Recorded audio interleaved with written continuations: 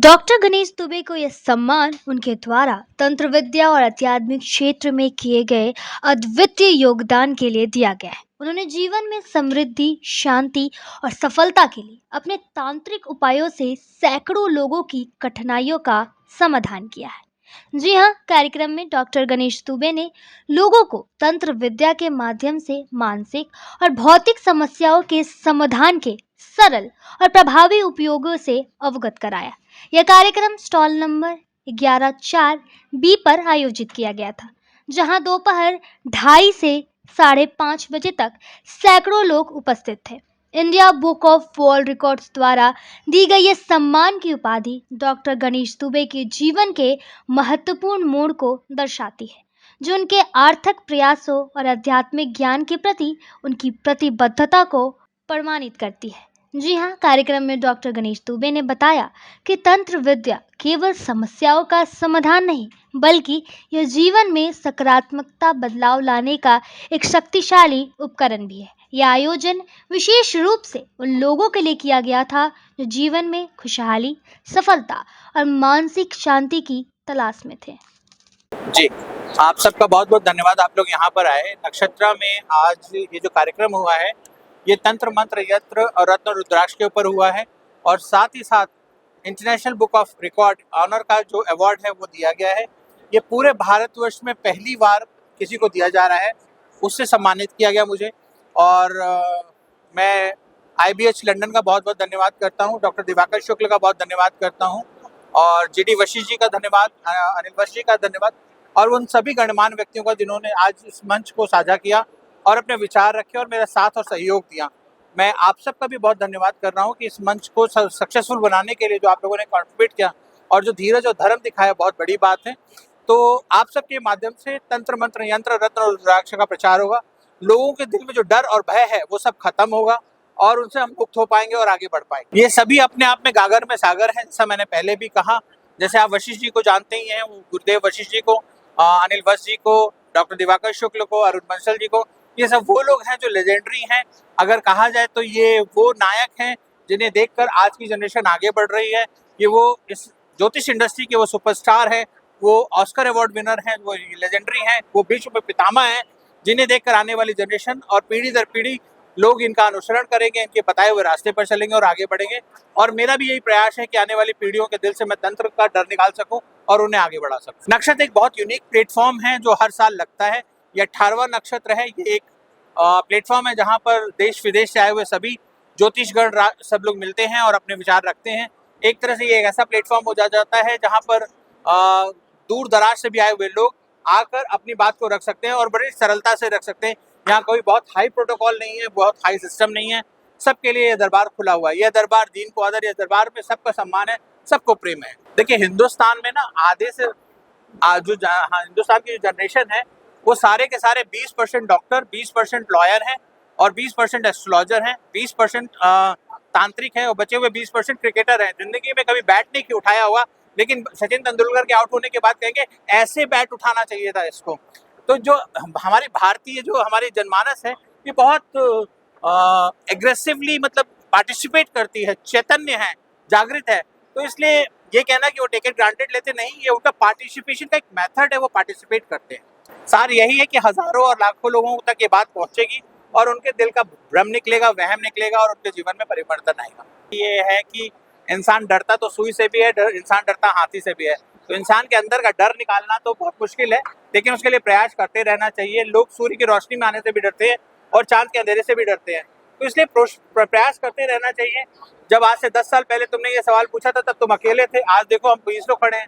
तो कहीं ना कहीं तो परिवर्तन आया है, कहीं ना कहीं तो हमने ग्रोथ की है, कहीं ना कहीं तो डिफरेंस आया ही है। और ऐसे ही करते रहेंगे, रस्सी आवत जाते हैं, सिल पर पड़त निशान, कोशिश करते रहेंगे, कहीं ना कहीं तो इनकलाब आएगा। कभी ना कभी लोग तंत्र को समझेंगे और सम्मान देंगे। देखिए, ऐसा है कि सबके जीवन में परिवर्तन लाने का तो मैं प्रयास नहीं कर सकता, पर अगर 2 लोगों के भी जीवन में परिवर्तन आ गया तो मेरा प्रयास सफल है।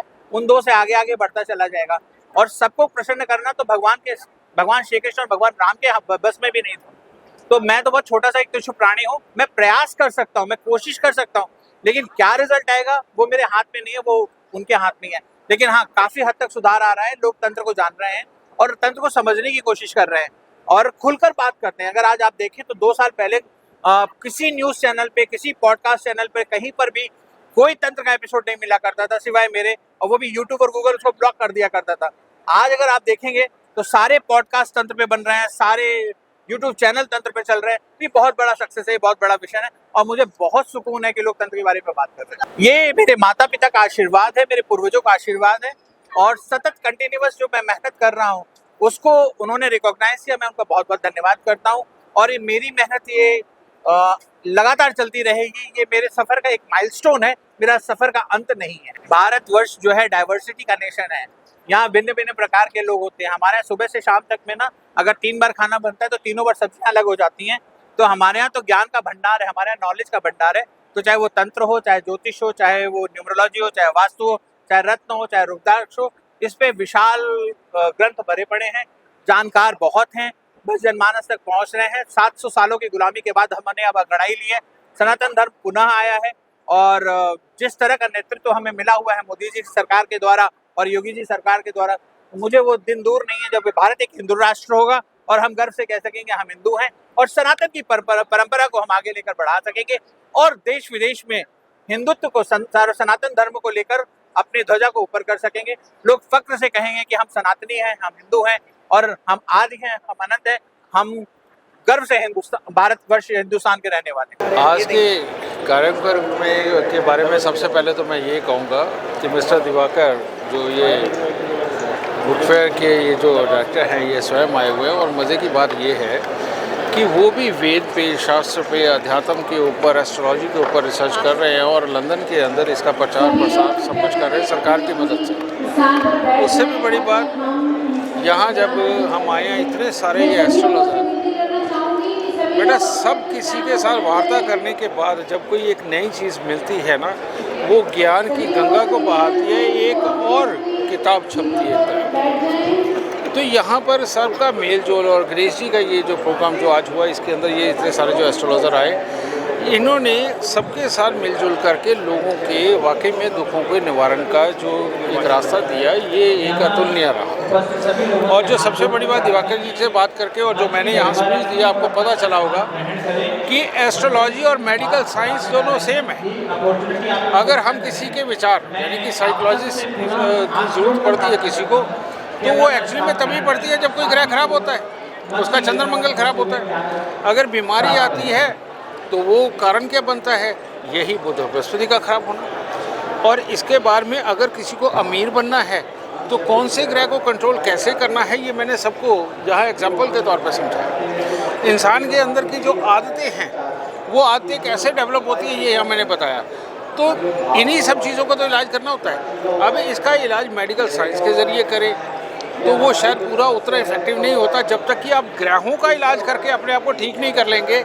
कई बार डॉक्टर की दवाई लगनी भी बेटा संभव नहीं हो पाता। एक बात बता बेटा, जो तू करती है वो तेरे को अच्छा लगता है? हो सकता है तेरे मम्मी पापा को या भाई बहन को बुरा लगता हो, लगता है। इसी तरह से जो मैं कर रहा हूँ हो सकता है मुझे अच्छा लगता है, औरों को भी अच्छा लगता है, लेकिन औरों को कईयों को बुरा लगता है। ये क्या है? ये भाव है ना, है ना। हमारे भाव के अनुसार जो है हमारे शरीर के अंदर की बीमारियां पनपती है। किसी को ये होती है, किसी को वो होती है।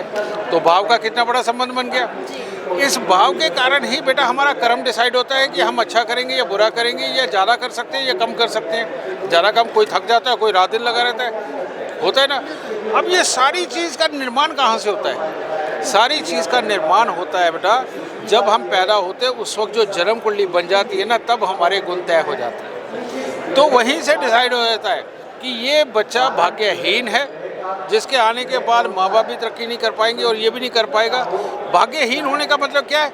हर बात पे चिढ़ना, माहौल के अंदर कमियां निकालना, किसी की बात का बुरा मान जाना जल्दी और काम पे टिकना ना, ये भाग्यहीन है। और जो इंसान धैर्य से सुन के बिल्कुल प्यार से प्लानिंग करके जो गहराई में गोता दे करके निकल जाता है किसी को नाराज़ किए बिना, वो भाग्यशाली बच्चा होता है। और ये ताकतें आप अपने भाई बहन को भी नहीं दे सकते समझा के। अगर एक कोई बिगड़ा हुआ भाई बहन अपने घर में है ना, तो बेटा आप समझा नहीं सकते उसे। इसलिए कहते हैं इंसान इंसान को कुछ नहीं दे सकता, जो दिया जलेगा अपने दिमाग से, अपने दिल से जलेगा। तो इसीलिए एस्ट्रोलॉजी का बहुत बड़ा महत्व है। अगर ग्रह अच्छे तो पार, बुरे तो डूब गए। बुरे का इलाज नहीं किया तो बेटा डूबे रहो। पहले प्लेग आती थी ना, गांव के गांव, शहर के शहर खत्म हो जाते थे। आज आती है? आज आती है? नहीं आती। आती है लेकिन ठीक हो जाती है ना। हाँ, मैं कोरोना आया, रोज कैंसर होता है, अल्सर होता है, वो भी रिकवर करते हैं ना।